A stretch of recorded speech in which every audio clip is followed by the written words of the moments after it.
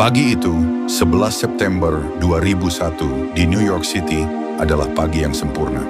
Langit biru cerah membentang di atas Lower Manhattan, udara sejuk dan segar, dan hiruk-pikuk kota mulai berdenyut dengan ritme hari kerja. Di dua menara kembar World Trade Center, WTC, puluhan ribu orang sudah berada di meja kerja mereka, menyeruput kopi, membaca berita, dan memulai hari seperti biasa. Mereka adalah para bankir, pialang saham, pengacara, sekretaris, juru masak, dan petugas kebersihan, bagian dari denyut nadi ekonomi global. Tidak ada yang tahu bahwa dalam hitungan menit, kesempurnaan pagi itu akan hancur lebur, dan dunia akan menyaksikan sebuah tragedi yang tak terbayangkan. Pukul 8.46 pagi, ketenangan pagi itu pecah oleh suara gemuruh yang memekakkan telinga. Pesawat American Airlines penerbangan 11, sebuah Boeing 767 yang dibajak oleh 5 teroris Al-Qaeda, menabrak sisi utara Menara Utara WTC antara lantai 93 dan 99. Dampaknya sangat dahsyat. Ledakan besar terjadi, memuntahkan api, asap tebal hitam, dan puing-puing baja serta kaca ke jalan-jalan di bawah. Di dalam gedung, dampak tabrakan itu terasa seperti gempa bumi yang mengerikan. Kantor-kantor hancur, lift macet, dan jeritan kepanikan mulai terdengar. Di atas titik tumbukan, orang-orang terperangkap. Mereka tidak bisa turun karena semua tangga dan lift di jalur tabrakan hancur. Di bawah titik tumbukan, evakuasi massal dimulai dengan terburu-buru. Ribuan orang berlarian menuruni tangga yang dipenuhi asap dan reruntuhan. Orang-orang di jalan menyaksikan dengan ngeri. Mereka mendongak, melihat lubang menganga di menara, dari mana asap tebal terus mengepul. Tak lama kemudian, pemandangan yang lebih mengerikan muncul. Beberapa orang di lantai atas, tanpa harapan untuk diselamatkan, memilih untuk melompat dari gedung yang terbakar, sebuah pilihan terakhir yang menyayat hati.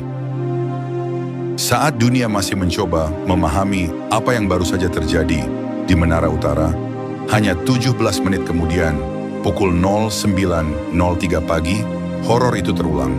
Pesawat United Airlines penerbangan 175, Boeing 767 lain yang juga dibajak menabrak Menara Selatan WTC antara lantai 77 dan 85. Kali ini, tabrakannya terekam jelas oleh kamera-kamera televisi yang sudah terfokus pada menara yang pertama. Ledakan kedua ini seolah menegaskan, ini bukanlah kecelakaan, ini adalah serangan. Dua menara kembar yang pernah berdiri tegak dan megah kini sama-sama terbakar, diselimuti api dan asap. Pemandangan itu, dua raksasa yang terluka parah di jantung kota, akan selamanya terukir dalam ingatan kolektif.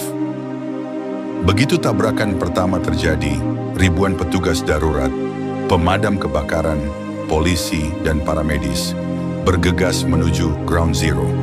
Mereka tahu risikonya, namun panggilan tugas lebih kuat. Dengan keberanian yang luar biasa, mereka memasuki gedung-gedung yang terbakar, berlari menaiki tangga yang runtuh, membawa peralatan berat, mencari orang-orang yang terluka dan terjebak. Banyak dari mereka adalah warga New York, putra dan putri kota yang sama dengan para korban yang mereka coba selamatkan. Panas dari bahan bakar jet yang terbakar mencapai ribuan derajat Celcius, melemahkan struktur baja menara.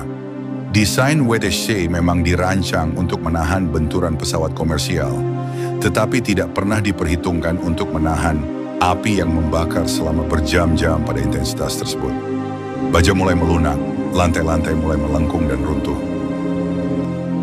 Pukul 9.59 pagi, tragedi itu mencapai puncaknya. Menara Selatan yang tertabrak kedua tiba-tiba mulai runtuh ke bawah. Tidak ada ledakan besar, hanya suara gemuruh baja yang melengkung dan beton yang hancur. Menara itu ambruk dalam hitungan detik, menciptakan awan debu dan puing-puing yang sangat besar, menyelimuti seluruh Lower Manhattan dalam kegelapan dan kekacauan. Teriakan ketakutan dan kepanikan meledak di antara mereka yang menyaksikannya dari kejauhan. Kurang dari setengah jam kemudian, pukul 10.28 pagi, Menara Utara pun menyusul. Kedua menara yang dulu perkasa, simbol kemajuan dan kekuatan, kini lenyap dari cakrawala. Di tempat mereka berdiri, kini hanya ada tumpukan reruntuhan, asap tebal, dan kehampaan yang menyakitkan. Serangan terhadap World Trade Center pada 11 September 2001 merenggut nyawa hampir 3.000 orang, termasuk lebih dari 400 petugas darurat yang meninggal dalam upaya penyelamatan. Ini bukan hanya sebuah serangan terhadap bangunan, tetapi serangan terhadap kemanusiaan. Tragedi ini mengubah lanskap politik global, memicu perang melawan teror, dan memperkenalkan era baru dalam keamanan, perjalanan udara, dan intelijen. Situs bekas WTC yang dikenal sebagai Ground Zero menjadi lokasi yang paling menyakitkan dan suci.